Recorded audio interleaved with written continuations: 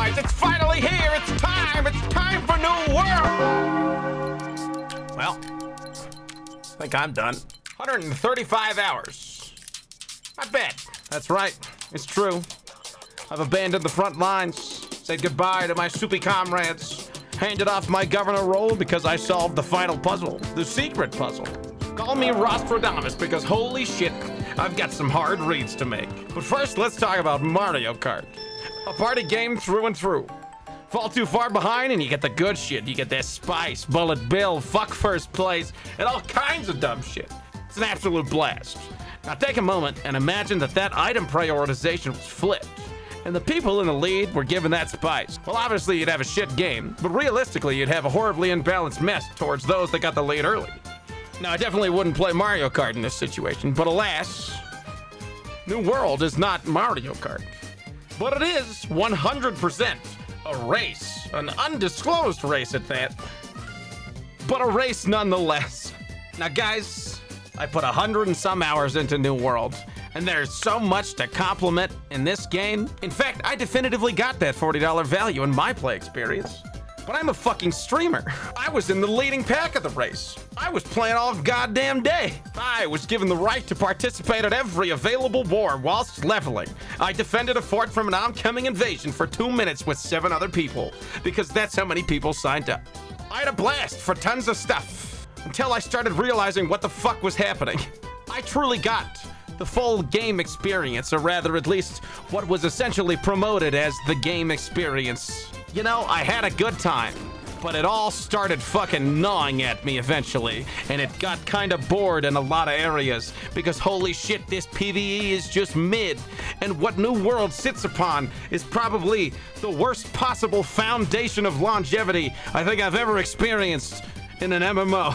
There is truly a lot to love, and I hope that future MMOs learn from this game, but it doesn't matter, because if you haven't been playing since day one, like you don't have a normal 9 to 5, you are behind in the hidden race. You're not just behind in leveling, you're behind in being able to participate in the shit that's been actively promoted as a core experience in the game. All that's left after that is just a mid-tier walking simulator with fucking alright PvE that gets so fucking repetitive, it becomes gnawing at the core to your soul. So let's get into it, shall we? What is New World? New World is an MMO that takes place on Eternum, the Deathless Island, where being spooky is not cool. The corruption is spreading, and later on, the Blight. Now, there's no story worth hearing, as they pretty much all end up being, oh god, oh fuck, the corruption is spreading, oh god help. What you've got in New World is a PvP-centric experience. And this is kind of where the game will start to fall apart in due time. But let's get into leveling. The level cap is at 60. It's gonna be the generic, normal kind of stuff. You're gonna be killing mobs, you're gonna be doing questing, you're gonna be doing town project questing. Now, the questing works in a fashion where you will collect town project quests, collect all the quests you can, go out, kill mobs, collect from supply chests or drops from mobs. Pretty much every quest is the same, copy, paste, repeat, repeat, repeat in all zones. There's also just a bunch of repeating mobs that are excessive up to level 50. A small problem with the leveling, grouping is almost impossible to maintain any kind of steady cohesiveness with a party because the faction mission system is just all random missions around the territory you're in. There's no prioritization for groups you're in. You just have to kind of roll the dice and see if you get the same quests as the people you're grouping with. You'll end up spread around the map, and since you all have to walk everywhere, shit kind of gets a little chaotic, and you end up just doing your own quests alone half the time. You can also level up with crafting. Out of everything in this game, I think crafting and gathering are probably its strongest contenders for things that are just downright well done. Like, it's just satisfying. It's really good. They got a lot of interesting systems, but again, everything is gonna loop back to a core problem that I'm gonna go over soon. Overall, the questing and just experience gain and level up is all pretty average. It's just pretty normal. I will say though, the higher level you get, the less quests seem to be available in all of the new zones. It doesn't make any goddamn sense. There are all but 3 territories on the map that can be acquired. They're all attainable for the small price of 100,000 gold at the start of the game, and from then on must be taken by war in order to challenge ownership. The owner of a city sets the taxes that effectively accrue money from people in other factions using the crafting stations and whatnot. Simultaneously, the town itself can level up via the town board missions that grant experience. There is kind of a small problem here. People don't really give a shit what they're leveling up on the town board. They're just trying to level up. And no doubt, across servers, cities have leveled up their defenses for war via the town board. There's no working against the progress on here. It's all just for it, no matter the faction. So to start the game, you have a starting race to raise enough money to purchase a territory. So the start of a server is quite literally a race. No one can deny that. That's what's fucking happening. This shit is astronomically advantageous for the entire faction, particularly at the beginning when the largest amount of players are in the starting zone. So right out the gate, with a numbers advantage and a small amount of coordination and understanding of how the game is gonna play out in the early stage, bam, you are starting the Mario Kart race with a bullet fucking bill at the start line. Every problem and minor inconvenience in game seems to be able to loop back to this initial race of acquisition, followed up by the race to leveled up. Because if you maintain that level lead as a faction, going to war is going to remain trivial until literally everyone in wars are equal levels. And by the time that happens, the faction in the lead will have accrued so many resources just by owning the towns, you've got this insane imbalance regardless. And that just leads to the problem of a fucked player base. One side is too easy, and two sides remain fundamentally fucked over for the remainder unless the shit gets equally divvied out. But I digress, the race is ongoing. You very likely heard that there are no mounts in this game. If you are doing research, if this video has popped up, there's no mounts in this game. You walk everywhere, or you can fast travel if you spend your blue goop. What's blue goop? Blue goop is the sauce. Azoth. Azoth is the sauce. Now, to start leveling, once you get to a certain point, you'll start needing to get more places. Now, you can walk places. You got a recall on an hour cooldown that you can set based on just any given territory. The cost is dependent on the weight you have on you, plus the distance travel. Or you can ideally do the cooler fast travel, which is dead. Ideally, you'll eventually need to get a house in some territories, just so you don't run out of fast travel goo, because houses have a separate recall built in. Good luck affording that if you're on a losing faction, though. Those taxes can get pretty high. Now, over time on the map, these little places will appear that are corruption little zones, and there's only a few different types of them. But essentially, what ends up happening is that massive groups of people will form to rush these down, because doing them at the recommended group amount just is a waste of time. You can get some minor rewards and experience for participating, but most importantly, doing this Zerg is one of the most reasonably paced ways to get a functional amount of fast travel sauce. Once you get to a high enough level and you need to start traveling more places, you'll start running out of this stuff quick, especially if it's opposing faction control. You'll also get access to these things called invasions at level 50. Why is it locked to level 50? God, I don't fucking know. But let's talk about the PvE content. This game has got such just a mid PvE experience. There's no dungeons. They're called expeditions. There's an expedition that's 25, 35, 45, 55, and 60. 5 dungeons, not bad. That alongside with some open world group recommended small zones. It's pretty neat stuff. Overall though, the PvE experience throughout the game is insanely samey up to level 50. And then you get a little meritable expansion of enemy types across a few zones. Or maybe it just feels this way because you fought the same shit over and over again in every zone. To be blunt, it's okay. It's not that bad, but it's not good. Oh, did my game crash? Yo, let's go! I didn't make it, boy! So what's in the endgame? What do you do at level 60? Well, you can sign up for wars and log off till the war, presumably. When you get a weapon mastery to level 20, you get a quest at level 60 that you can complete the line for to get a busted-ass weapon. It's not like there's gonna be nothing to do at 60, but the game's not exactly gonna open up in terms of like additional content. There's a dungeon you can do for sure. Will they add content? Probably. Will it be free? Doubtful. The point is, the main thing you're going to be doing in max level is just participating in the wars available, or leveling crafting while you desperately wait for more content. You know, just classic MMO stuff. There's also a PvP mode that becomes inexplicably available only at level 60 that no one's queuing up for. I can't even talk too much about it. I didn't make it there. I just didn't feel like playing anymore. I'm done. I just don't want to. I don't care anymore. PvP, the core of the game. The thing the game revolves around. If you're not playing in the PvP of this game, you have got a different brain and you're just running through it. And you know what? Good for you. You're probably having a great time. But if you're actually participating, let's go over what that entails. Each zone has 3 PvP missions you can take.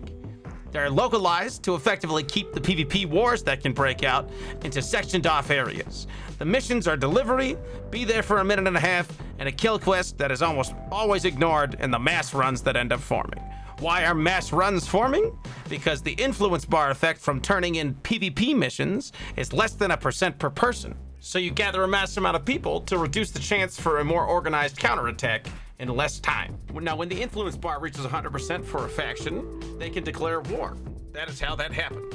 Some key things here are that you will fail the PvP missions if you either die or fast travel. It seems the idea here is to create organic open world PvP war-like scenarios with a chance to counter the territory bar progression with a degree of organization. But weird, arguably stupid mechanics aside, like camps with fixed respawn timers that don't scale up so people can literally just camp areas with no detriment other than having to repair gear and wait 15 seconds every time, or having too many people near a fort that it just teleports you away. Yeah, that's a thing. Defending on all fronts, whether in the open worlds or in wars, is noticeably easier. That is not to say that a war is unwinnable on attack. I've been in a winning war. It was against the faction that was getting squashed. Now, if you manage to fill that bar as a faction, you can declare war against a territory, assuming it doesn't bug out and say there's an invasion scheduled when there's not an invasion scheduled, so you've effectively wasted 2 hours running in a line, not gaining any experience, pausing your leveling, literally falling behind with nothing gained. But in the event that it all works, you declared war. Now what's that? You participated in the PvP runs. Awesome. Congrats, dude. We're still gonna select the highest levels for wars because they have the highest chances of winning. So just catch up, okay, and get in on it next time. Thanks for the support. Thanks for helping out. But I just gotta grind it out. Just grind it out, dude. Obviously, this is just shitty. You know, there's no good reason there to actually have a low level in the war. You know, it's just always the worst decision, and therefore, the people that are just in the lead are going to maintain that lead.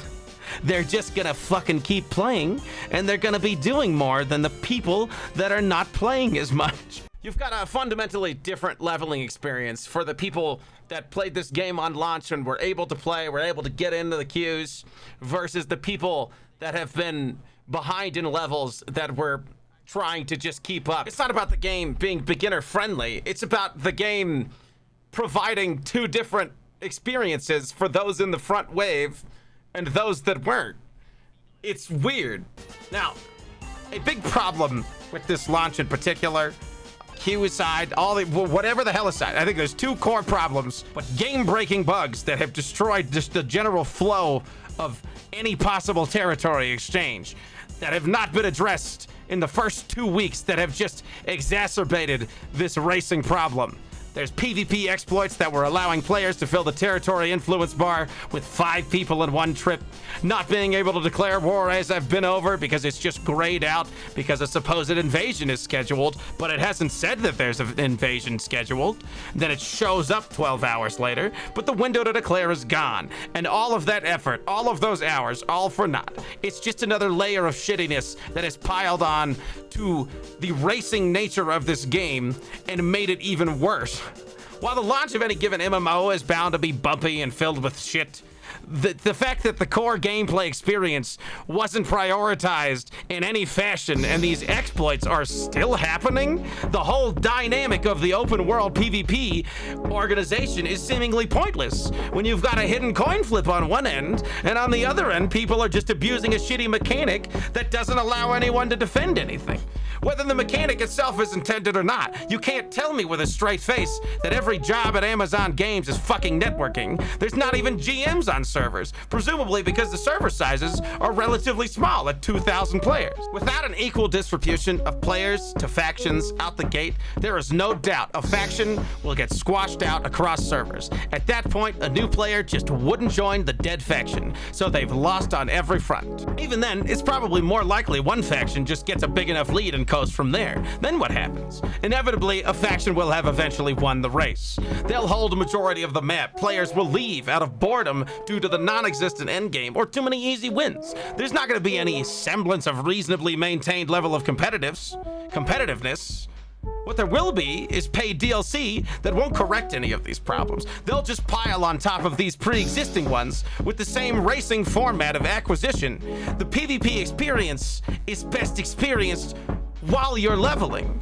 But when there's such an imbalance at any point, it's just nonsensical to bother participating. You're gimping yourself from leveling while simultaneously future feeding the team in the lead. Being outnumbered is super impactful, but it's not as impactful as both that and being out-leveled. Inevitably, when the PvP-centric world dies with nobody left to really fight back, the game will just die with it. There's no endgame to preoccupy players with. There's only the faulted PvP centrism that will peter out until wars are 15v15 with the remaining players on a server too unwilling to notice the absolute bag of 40 million that Amazon has made off the promise of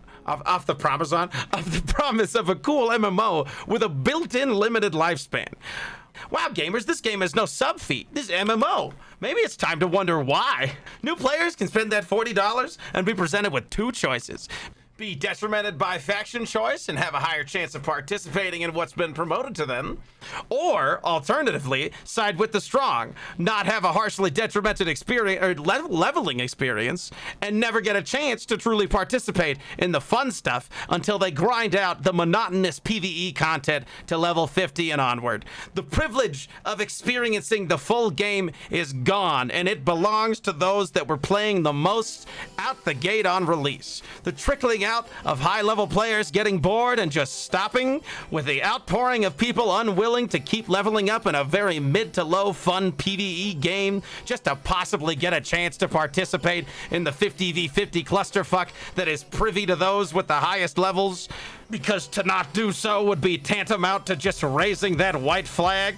This game is so fundamentally structurally unstable by design, and I truly feel like anyone should have zero reason to buy into it now if you were not in the starting waves, keeping up with the streamers and others who just had the fucking time. It's been a wild rat race, and I lost. I lost the race, but I don't care anymore. I'm done. I got my value, and I'm out. I'm done. I don't think anyone else should jump in this though anymore. I love so much about this game, but with how its current state is, and just how it's designed, it just doesn't feel like it's built to last. But in any case, thanks for watching, everybody. This video is hilariously and ironically brought to you by my Amazon-owned Twitch channel. But before that, not even 10 minutes as I finished writing this outro summation, I got a phone notification from fucking Reddit with this. Now, as you can see, I'm not even subbed to the subreddit, but this was too hilarious to not share. This is the shit that's happening. This is the shit I just explained. It's unreal. I got immediate proof. Twitch.tv/RedRiotRoss. I streamed literally all 100+ hours of my time in New World, and I will likely never touch it again. More importantly, I'll be doing a big old marathon of Final Fantasy XIV, the MMO, starting on the 25th of October to get through all the story content at minimum, up to the expansion dropping on 21st. I have not played it at all, and I'm excited to try it out, and you can too.